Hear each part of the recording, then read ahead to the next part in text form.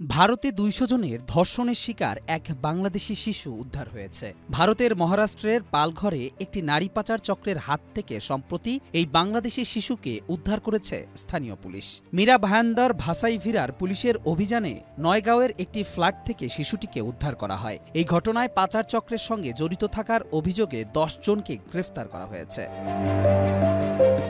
Police জানিয়েছে, উদ্ধার হওয়া ৫ নারীর মধ্যে ৩ জন বাংলাদেশি, যার মধ্যে একজন নাবালিকা। প্রাথমিক তদন্তে জানা গেছে, শিশুটিকে বাংলাদেশ থেকে গুজরাটের নাদিয়াতে নিয়ে আসা হয়েছিল। সেখানে তাকে যৌন নির্যাতন করা হয়।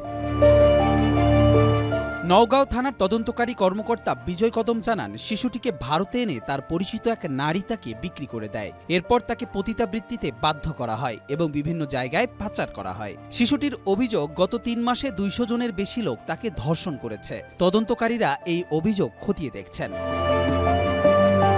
এই পাচার চক্রের বিরুদ্ধে গত ২৬ জুলাই মুম্বাই, পুনে সহ ভারতের বেশ কয়েকটি রাজ্যে অভিযান চালায় পুলিশ। জানা গেছে, মেয়েটি স্কুলে ফেল করার পর বাবা মায়ের বকা থেকে বাঁচতে এক পরিচিত নারীর সঙ্গে পালিয়ে এসেছিল। এই নারী তাকে ভারতে এনে পতিতাবৃত্তিতে ঠেলে দেয়। পুলিশ এই চক্রের সঙ্গে জড়িত সবার খোঁজে অভিযান চালাচ্ছে।